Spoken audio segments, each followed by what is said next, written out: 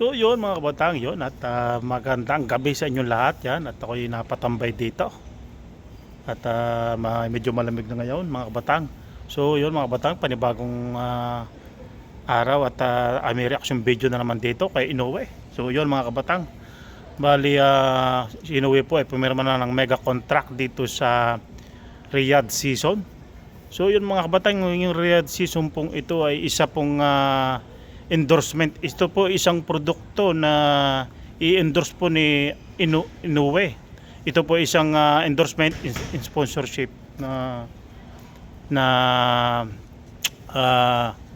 i-endorse po niya ito sa paglaban ngayon sa December 24, 2024 at makikita po ito sa itong Riyadh season ito sa boxing trunks po ni Inoue, yung logo. Makikita nyo po yan sa boxing trunks ni Inoue, yung logo. So, ang offer po dito kay Inoue ay kakahalaga lang po ng $20 million. Grabe, dami. Napakalaki nito mga kabatang. So, yung Riyadh season pong ito isa pong season lang po ito. Yung Riyadh season pong ito, season lang po dito sa may Saudi. Ito po ay mga, kumbaga, festival na ginagawa dito sa Saudi. Ito po ay ang mga hawak po nito ay yung Riyadh season ay yung boxing match up, yung mga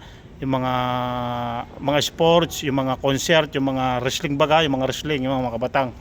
So ito po ay may mga membro po ito yung Riyadh season. Ang ito nga pong membro ito ay si Tarki Al-Sheikh mga kabatang. So yan nga po yung nag-i-endorse din po yung i-endorse po ni Inoue ay yung mga kagaya po ng t-shirt o yung mga relo. Siyempre i-endorse po ni Inoue yan, halimbawa susuotin tong mga relong ito, halimbawa relo o mga t-shirt para maengganyo ang mga tao na bumili ng produktong yan mga kabatang.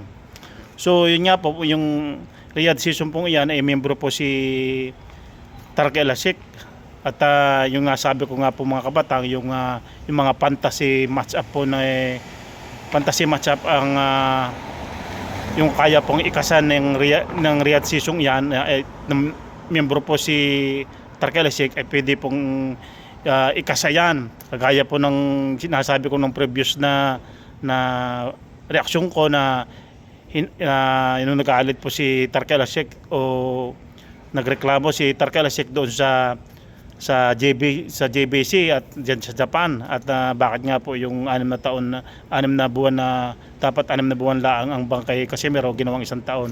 So ang ginawa po ni Tarki Al-Sheikh ay inuoperan po si Inoue ng doon lalaban sa Saudi at ang ikakasa pong laban niya diyan ay si Davis.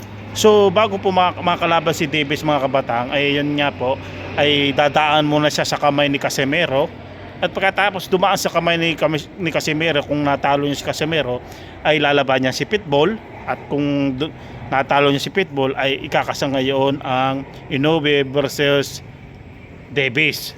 So yan ito pong mga yung Riyadh season pong ito ay marami pong membro ito na mga bilyonaryo. Kaya po nag-iisa ganyan si Tarki Al-Sheikh. Yan. At ito pong yung Riyadh season ito ay ang gusto po nito yung mga fantasy match na hindi pwedeng makalaban kagaya po ni Casimero at Inoue o Davis at Inoue o Pitbull at Inoue. Yan po ang pwedeng ikasan yan ng Riyadh season. So ang kagandahan po diyan ay money is power. Yan ang hindi po kailangan po, hindi po pwedeng hindi po ni Inoue yan kung uoperan po si Inoue ng mga 100 million o kagaya po nito endorsement niya. May endorsement po siyang produkto. Inoperan siya ng mga 20 million. Pumayag siya ng kontrata. Pero seasonal lang po ito, hindi po ito taon. Hindi po ito fighting contract. Ito po ay yung mga produkto lang na na i-endorse po ni Inoue. At makikita po ninyo yan sa laban ni Inoue, yung logo doon sa boxing trunks ni Inoue, yung Riyadh Season. So dan po pwedeng makasaan laban ni Inoue at Casimero yung sa Riyadh Season yan. Dahil nandyan po ang membro po dyan si Tarki Al-Sheikh. So yun mga kabatang, yun ang reaction video ko dito. So hintay lang tayo mga kabatang at naumpisahan na napaperma si Inoue. Sunod-sunod na po yan. Sigurado may lalabanan dyan si Inoue dyan sa Saudi mga kabatang. So yun.